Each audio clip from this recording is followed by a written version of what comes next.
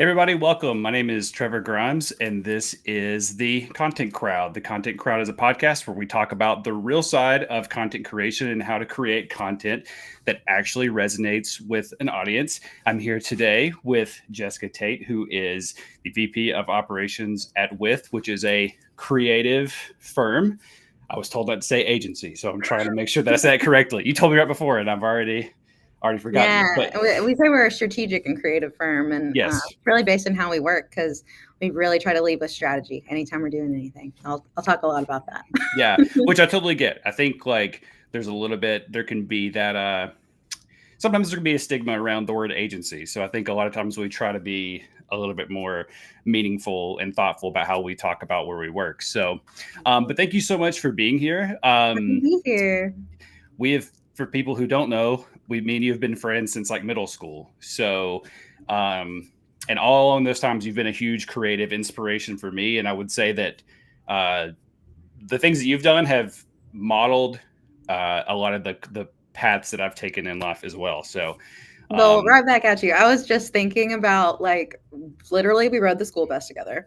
But I also remember being very jealous of when you did an illustration in our elementary school yearbook. And I was like, I want to be in yearbook and I want to do art too. yeah, So you've been that's a long time inspiration for me as well. okay. Well, that's super funny because I was going to say when we were in college and I sort of went down a path that I didn't like. I was seeing what you were doing and I was like, what she's doing is like possible for me to do Yeah. too. So it like made Yeah. it so okay, cool. Well, I didn't know there was that. I kind of felt like I've always just been like, you know, not in your shadow, but I've just been like, oh, like I want to be as cool as Jessica one day. It is really cool to like have a peer in this way. I just feel like we've had similar tracks along the way, and it's been cool to root each other on too in each of our endeavors. Yeah, I think, reading through like the questions that I sent over to learn more, about you, what the things I didn't know, like I knew that you had started your career in graphic design, which is also how I did. And a lot of people don't even know that that's what my degree in. So I've mentioned it sometimes and people are like surprised because it's not something that like I necessarily do or go by anymore, but it was definitely like a path. And we can get into that. I want to make sure that you have a chance to introduce Yeah. yourself. So I didn't really give you the time. So let's go ahead and talk about, who you are and your title and your place of work and kind of what that entails. Yeah, so I am over business operations VP at With Agency or with just on its own. We did a random repositioning and realized that agency was kind of hurting us. It gave, to what you were mentioning before, it gave an impression that we worked a certain way. And that is actually unique to my role as well. I really care about the creative process. And like you said, I've started in graphic design, became an art director and was that for many, many years. And then I'd say about 5 years ago, I started thinking about creative operations and being on the opposite side of that. I was like, man, there's got to be a better way. I can't just be making aimless creative that like doesn't have value or doesn't have purpose. And then you're just, taking the metaphorical spaghetti and seeing what sticks. Like, I want to know that something is going to stick and not waste time, which really puts me in that operative mindset.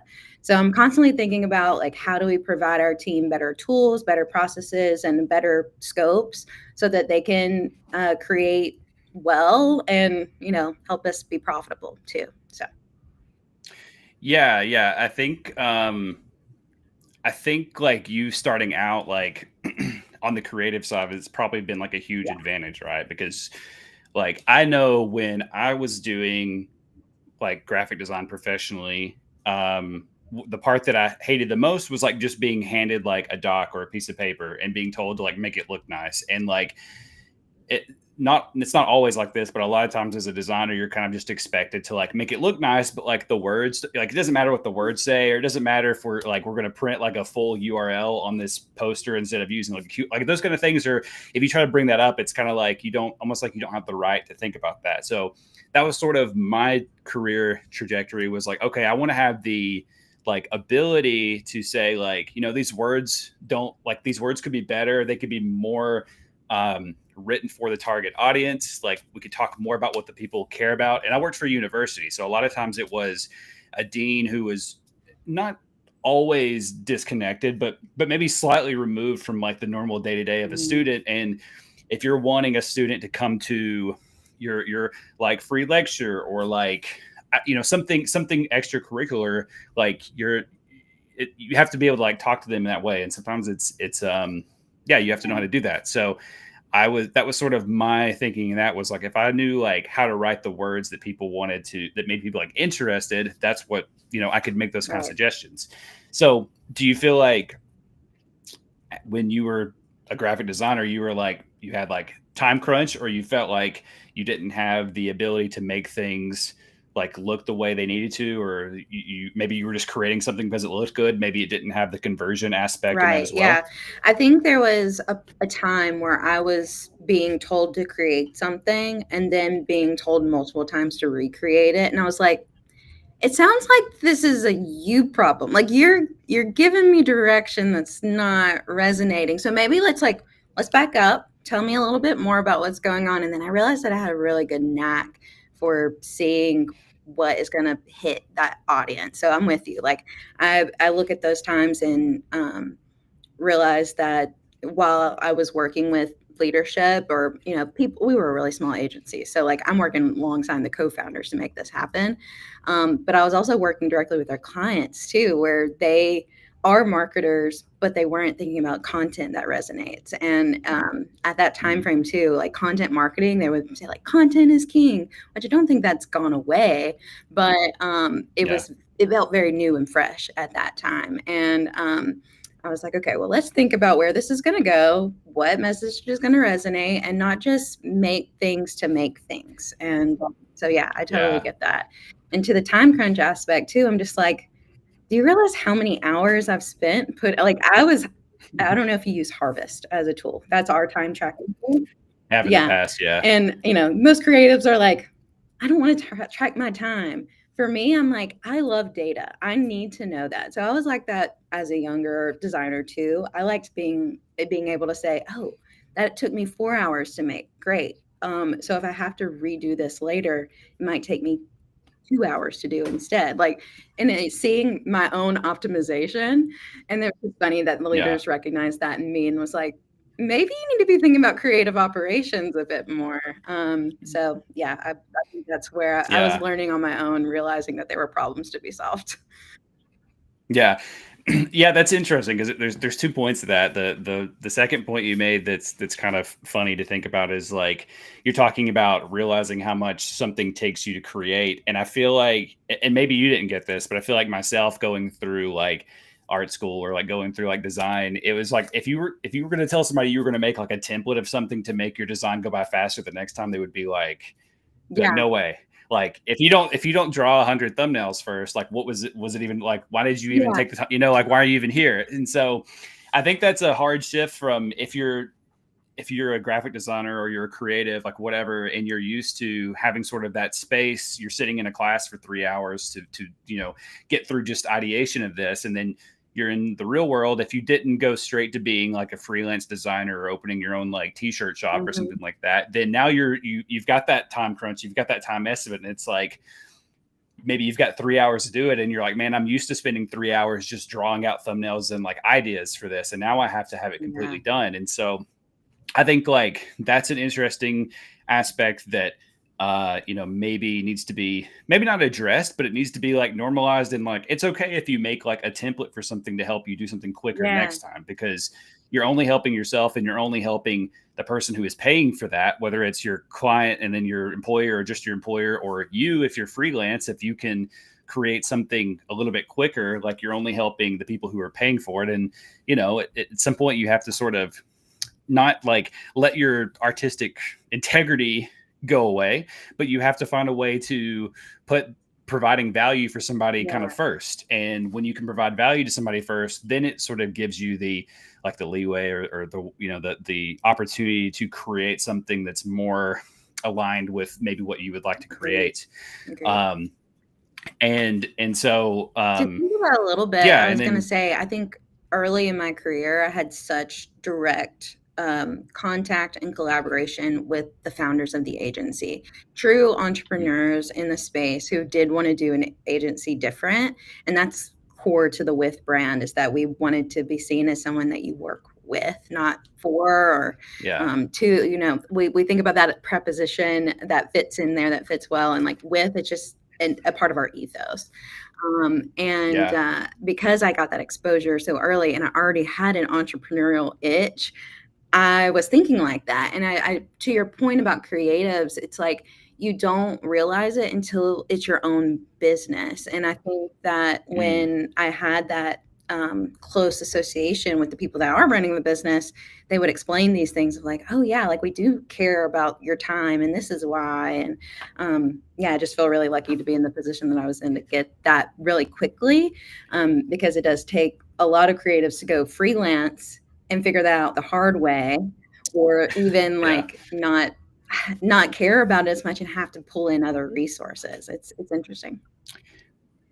Yeah, yeah, or even just like doing stuff on the side, and you're like, man, if I have a full time job, and then I go to a meeting with a client that's an hour, and then I've got to go do 4 more hours Yeah, of work, could I make this meeting templatized and do almost all the work on the exactly. call? So I have a lot, like we'll do it together, and I mean, like you said, like it's they feel like a partnership. You feel like you're doing it with Mhm. them and not like pitching something. We always say in our like meetings, like we want to play doubles tennis, not one Right. on one tennis. Like we want to do it with you. We're not going to lob something over and wait for you to, wait for the ball to I come like back that over. analogy. That really Um, resonates with me too. yeah, it seems to have worked because it's I don't know who coined it. Maybe our operations person's coined it, but I just remember like it's been reused. We've all been used it. We've kind of all like aligned with like, yeah, like doubles tennis makes Yeah. sense. Do you feel like there is a like a secret, or maybe not a secret, but like how have you sort of, you've came from being the creative who can like take all the time to do something, to now you're over creatives to make sure that they have what they need and they can do it in the time? How is there like a, I don't know, like a secret formula or something that you've kind of figured out that works, how you can sort of like wrangle in creatives and get them to like just sort of get it done, and while providing value without it feeling like rushed Yeah. or you know Um, time I crunched? would say, I really live by like great work takes the time that it takes.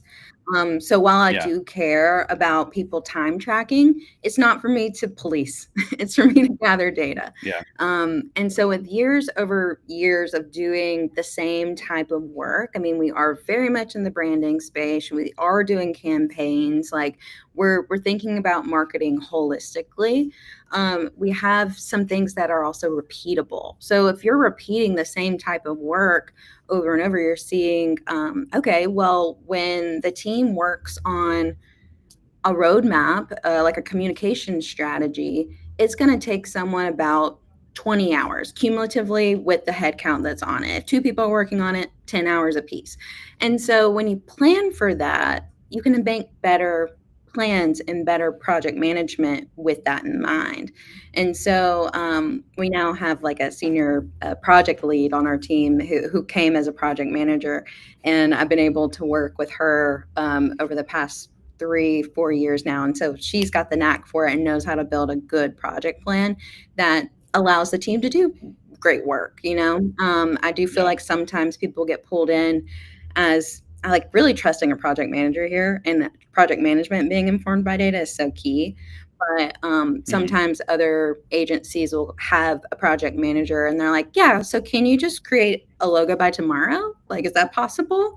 And you're like, no. Like, Yeah. and I actually like to you when you brought up in college, creatives do take a lot of time doing sketches and comps and then putting together more I don't know. There's people call it different things, but like foundational comps and presenting Yeah. those to clients. And I liked that process. I want to give that time if that's what it takes, but also as you get more Yeah. senior, you do that a little less. Like you kind of know what works and you don't have to do as many early thumbnails and expansive compositions. Like you could probably do a few comps and be like, yeah, let's pitch this to the client and see what they think. As long as it's on strategy, right? So you'll save that time Yeah. too. Yeah, I love how you brought the project manager side of that into this, because like what I've learned, like when I started working going from in-house to working for an agency is like having a good project manager is like it's Yeah. like gold. Like that makes your that could be like the difference between you loving your job and like Yeah. absolutely hating your job.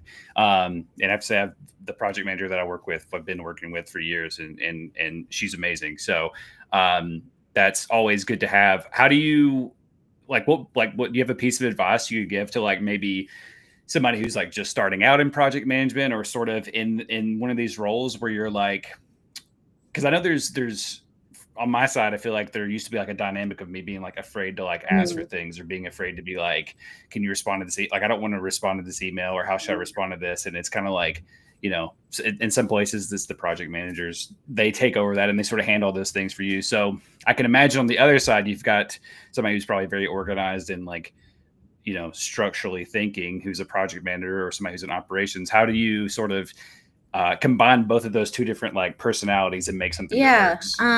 Assuming that there isn't already established processes that we're like, oh yeah, when we do this, when we do a logo project, here's your project plan. Assuming you don't have Yeah. that, I think it is just listening to your team, getting aligned with them. Start with an assumption that you feel really good about, and then presenting that to the team and be like, does this feel fair? Does this feel right? Like, the client will be happy with this, I know, but is this good for you as a creative team working on this? And is there any adjustments you want to see?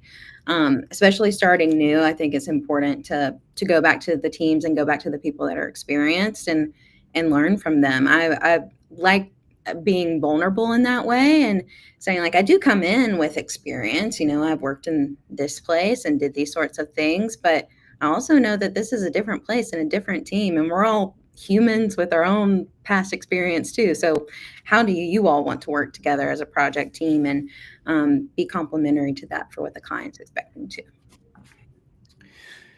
That's very helpful. And I like that you mentioned, you believe that the good things just take the time that they take. How do you sort of work that conversation in with like a Yeah, client that this is just one of those, like, it may cost more because it takes good things just take the right. time that they take. So how do you Yeah, that's work a good that in? question. So in the scoping process, we do tend to ask like what their preferred timing is. And if they have any Yeah. milestones that they want to hit. And they might be like, oh, I have like a leadership meeting in 2 weeks and I really want to show them something that I feel good about then. I'm like, okay, great. Like, Yeah. we have 2 weeks to work with. I know that it takes 20 hours to get to a good logo comp, and that's what you want to present to your leadership.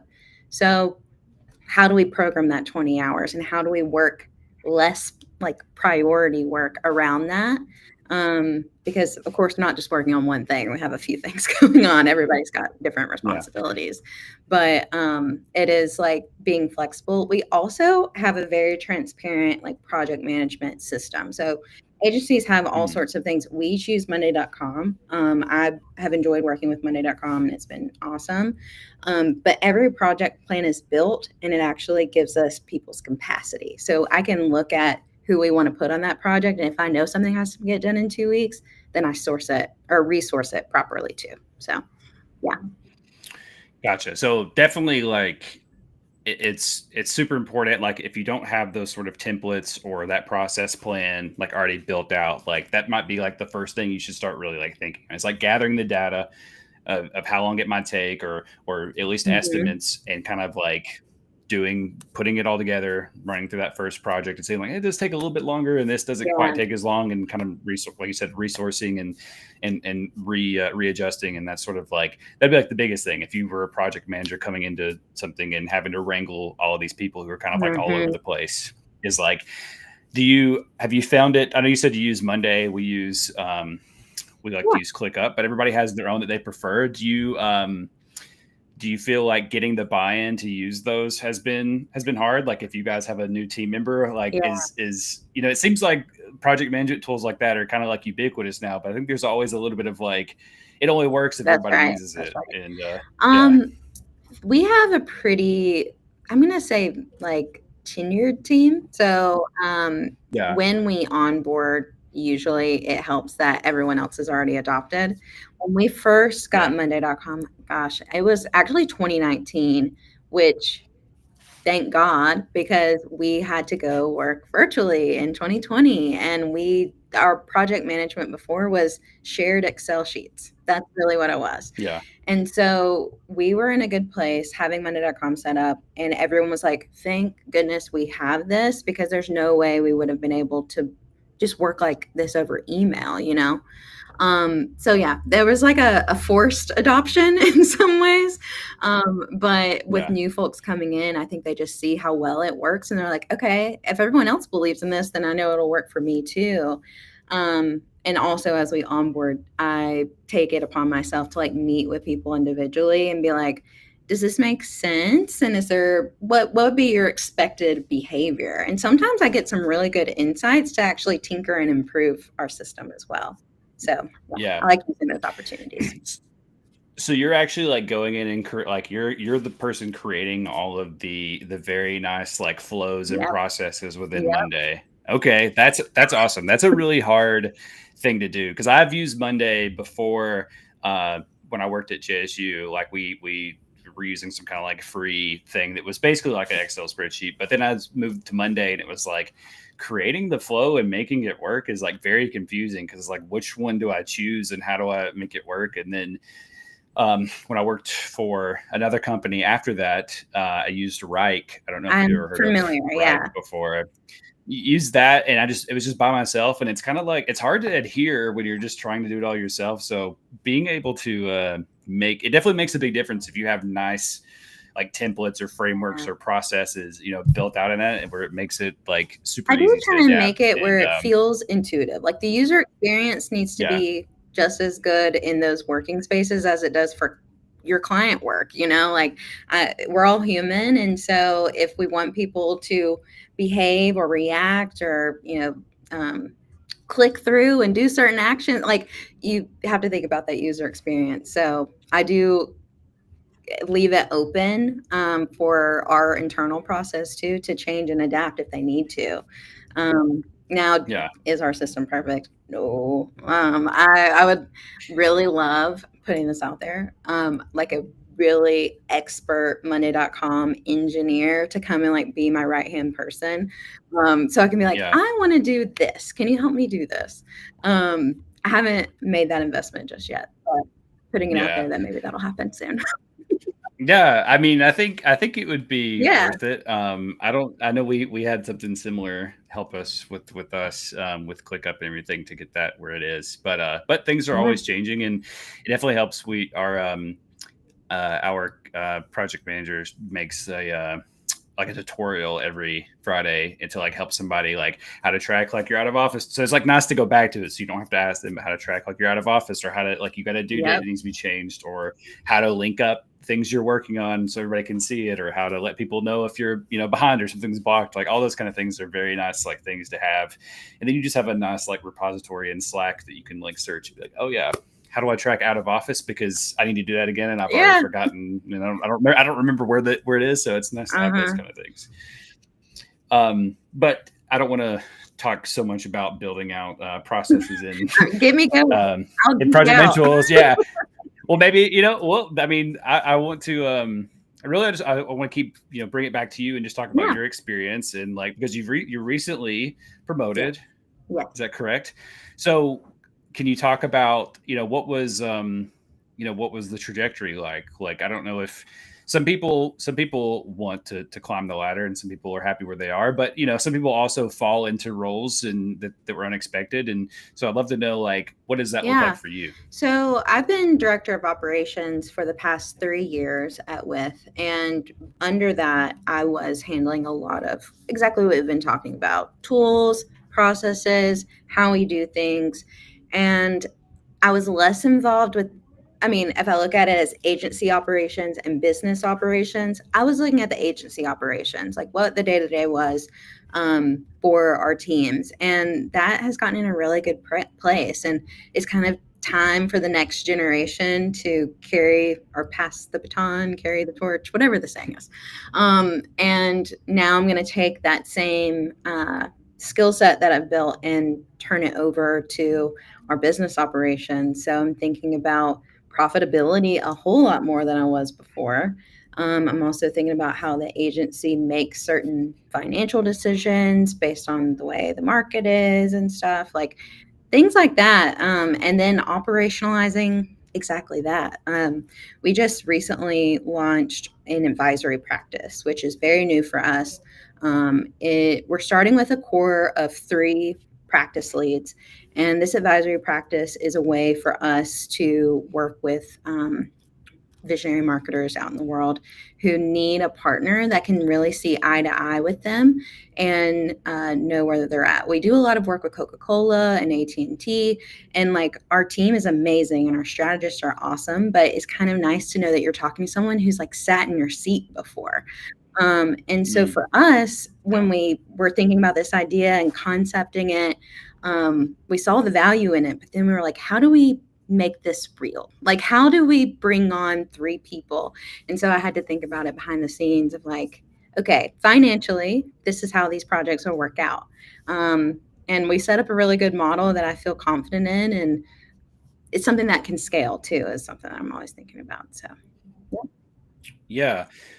It was interesting. You said, and maybe these are the same roles, but you said you started thinking about agency operations versus like business mhm. operations. And I'm assuming by agency operations, you're talking more about like the project management part that we kind of were Right. just talking about, and business is more about scaling. Can we hire 3 new people to make this initiative Yeah, work and I'm those in kind of QuickBooks things? and I'm thinking about deferred revenue. So it's a different model. Okay.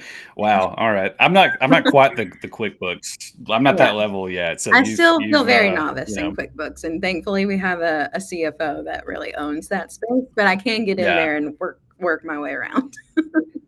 Yeah. And I mean, what was the like? Because I'm like hearing this, and this is so like interesting, just because again, like to think that like you start out as a Mhm. graphic designer, like those don't always necessarily transfer. Like those skills and the kind of people who are graphic designers don't always transfer to the person who's in QuickBooks and talking about Yeah. spreadsheets and profitability and all these things. And do you feel like as you were more immersed into like the agency side of things and you were seeing that it just became like interesting to know Yeah. about versus like, I mean, were you always passionate about numbers and data the way you are So now? I don't know. I mean, yeah, in some ways. In high school, I was on math team, so I definitely have that side of my brain. Yeah. And then if I'm drawing the through line from there into my career, I did start noticing the data and like how my time spent at work and how much money I'm bringing to the agency and how much money like Yeah. were what I want as I mean, personally, and I think a lot of people fantasize about like, oh, yeah, I'm gonna open up a bookstore with a flower shop and a coffee shop and that sort of thing. And I was like, I don't know what I'm gonna be when I grow up. Here in my 30s, what am I Yeah. gonna be when I grow up? But if I'm gonna romanticize about those things, I actually wanna just use where I'm at today and learn a lot more about, like, how businesses run. It's so funny because even on my very first day at with, because I've actually been here for 10 years. This is also rare, Oh wow. is that I started at with right out of college as a graphic designer. And part of the reason why Mhm. I've been able to stay is because as I matured, so did the agency. So it was kinda like we Yeah. had parallel paths. And I, like I mentioned before, I got really into working with the co-founders. But on my very first day, Jamie asked me, "What do you want to be when you grow up?" And I was like, "I don't know. Maybe I'll have an agency one day." And he was like, Yeah. "Really? Okay."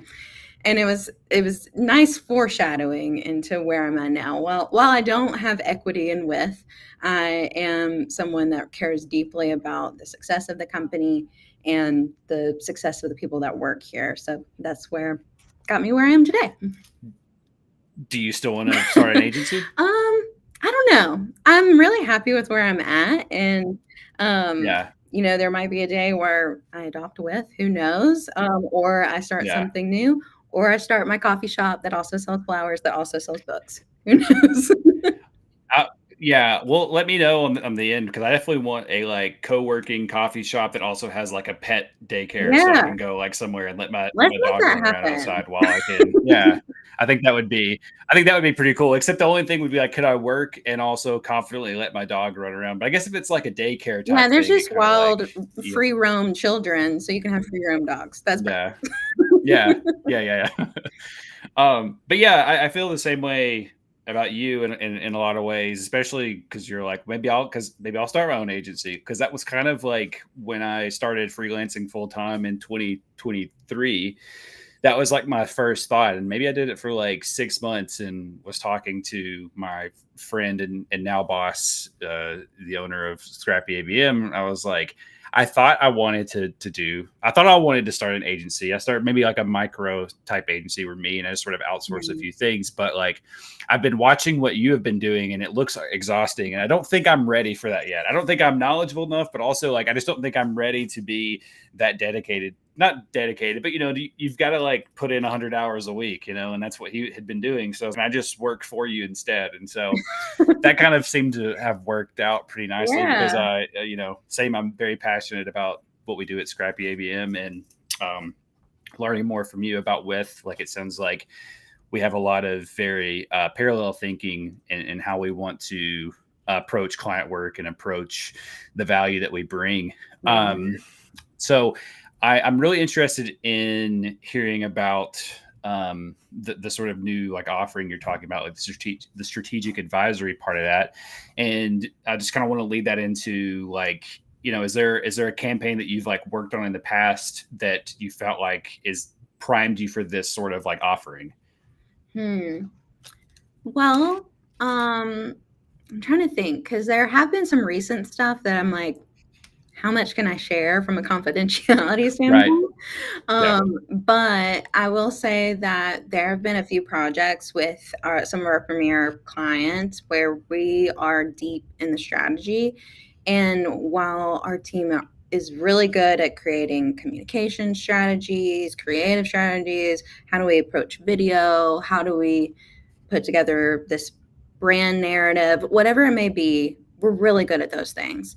But then we started finding our way into projects that required a level of insight and intake that is so deep that it it helps to have people that have been on the other side of that to Yeah. like go and help our clients in the way that we want to by being a true partner to them and an extension of their team. And Hmm. we started noticing a gap when you are working for Coca-Cola, right? Like they are having a level of marketing data that is so beyond like the day-to-day like Hmm. content creation that we do.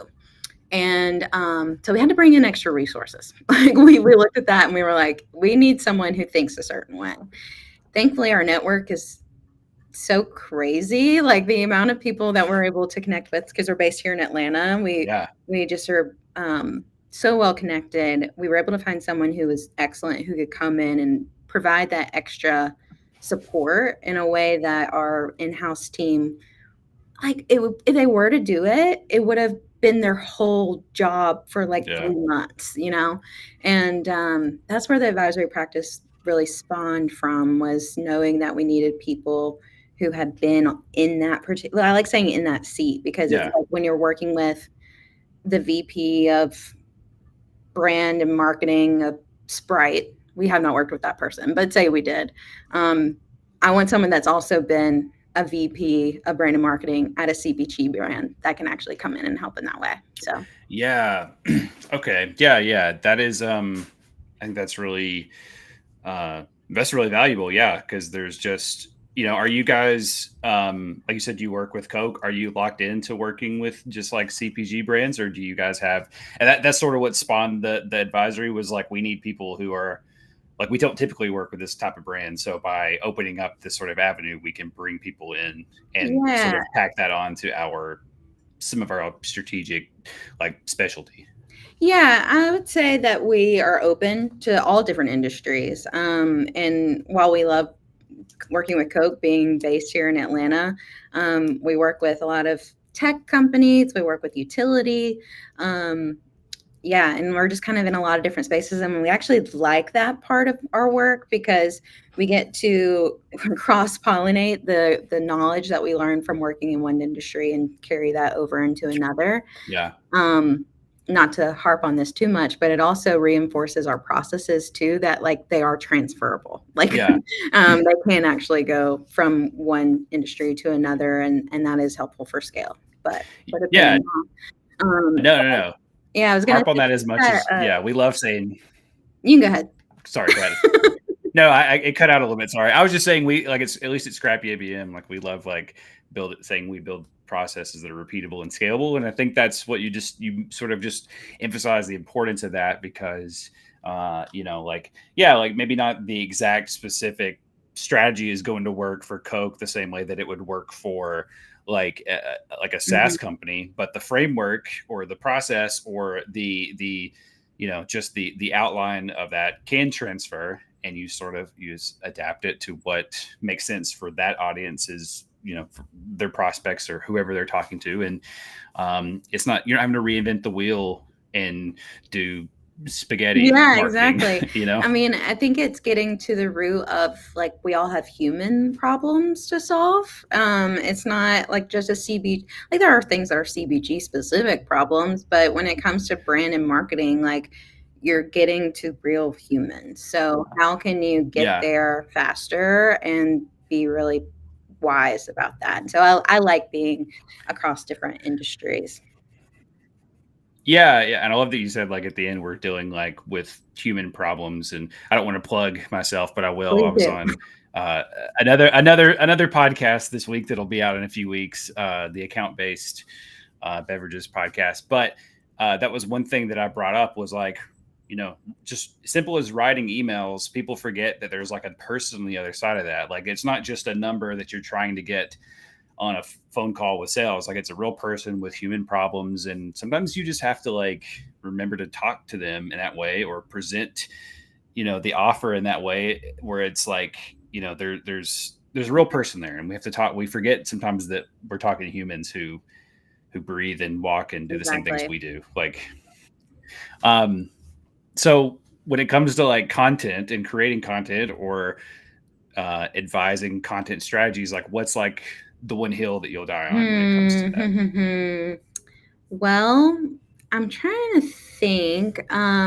You know, you talk about like you are talking to real humans, right? And so every Yeah. time you work with someone, you are building trust. So in like a working relationship, you're building trust. I also think content is a way to build trust. It's a way to build trust with your Yeah. audience, and you don't want to look at your audience as though they aren't like intelligent. I feel like sometimes like people are making things assuming their audience is dumb, and it's like you need to actually meet them where they're at for sure, but like respect their intelligence, respect their time. Like i I'm not a huge fan of people just blasting anything and everything. um I really want to be thoughtful about that, and be in tune with their emotional reality. Like, I mean, we all Yeah. are human, and you always hear about those agencies and companies that put content out there that are just so out of touch that you're like, why you put so much effort into that and you have no Yeah. sensibility to like what's going on in the world right now. And I think that like Yeah. since there's so much content going out in the world, just put out things that are actually valuable. Like that's where I'm at. Yeah. Yeah.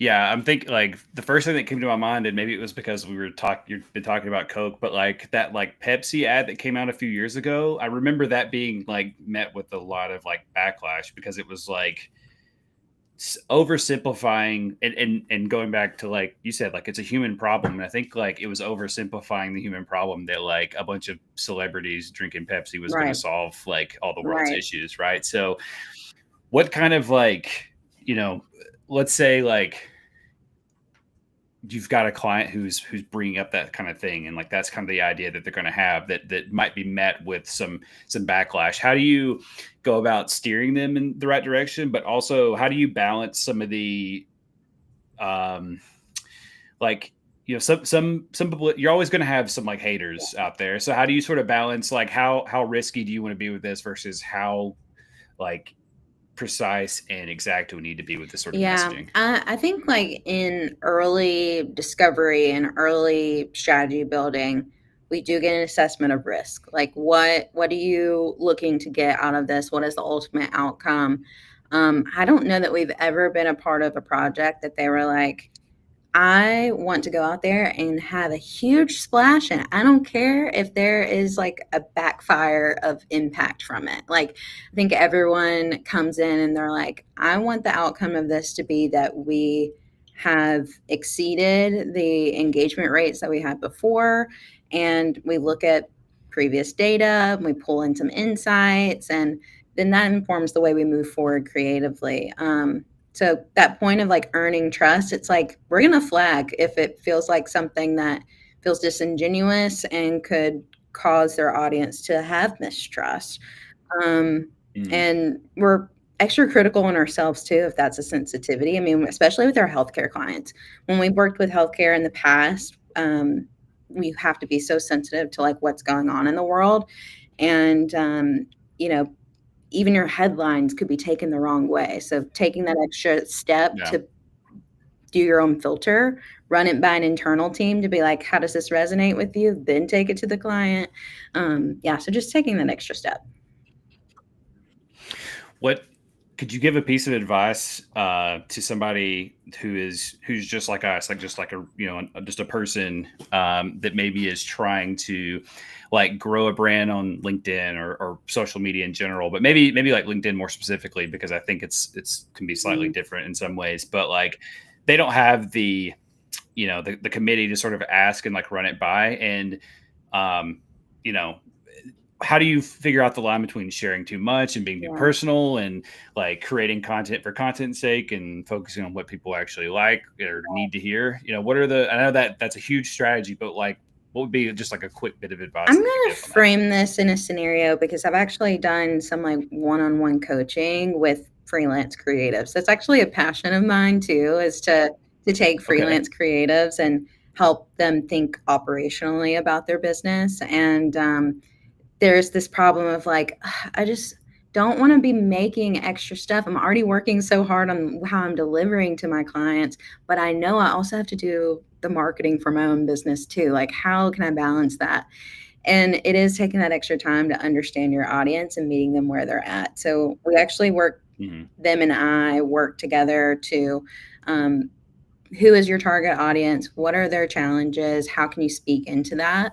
And it's just foundational audience strategy. I know if you don't have a team or you don't have like a partner to work with, I think it's even going to your customers, gathering some information from them, like how did you find me? Like what did you get from that? Whatever creative field you're in, you can take a moment to just gather information, even if it's in a conversation, and note it. Like, be like, okay, like if that's how Yeah. you found me, and other people could find me that way, then maybe I should spend more time there. It's getting really to the foundation of that. Yeah. Yeah. That's cool. I didn't know about your consulting, your Yeah, coaching it's there. more That's really just for cool. fun. I don't monetize Yeah. it. I just happen to have a lot of freelance friends, so I'm like, let's just Yeah. make this a regular conversation. No, I love that because and that's something that all creatives need. They need some of that operational like framework mindedness and to know that like having some sort of structure is not bad. Like you can be as creative as you want to be within Yeah. like this lane and the output is always a lot better and it's always a lot more valuable and yeah. So Yeah. I think that's awesome. uh I feel like I would like to do something like that too, but maybe I can do it through this. You just gave a lot of good advice, so this episode is actually, I'm just going to point next time somebody asks for help, I'm just going to point them Oh, to great. this, be like, I'll do this is the the same. episode I'll to go just be to. like, I've already talked about this on. Yeah, I already covered it. Well, that's awesome. Well, thank you so much again for being here. I know that you're super busy, and now I know you're even busier because you just talked about how you're doing, just coaching for fun on the side. So I do appreciate you having just giving me the time to be able to come here and talk openly. Yeah, of course.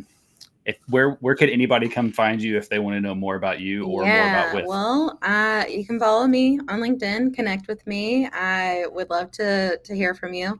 It's the linkedin.com. You know how it goes, but my handle you can find me at is Jessica Jackson Tate.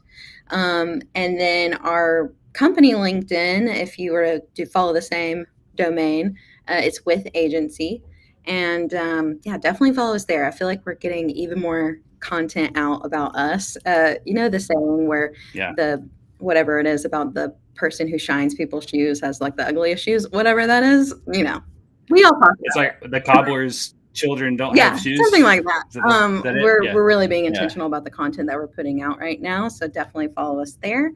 But yeah, we're having a good time. And thank you for letting me be here. This is a pleasure. Yeah. All right. Thank you so much. Thank you all for joining us.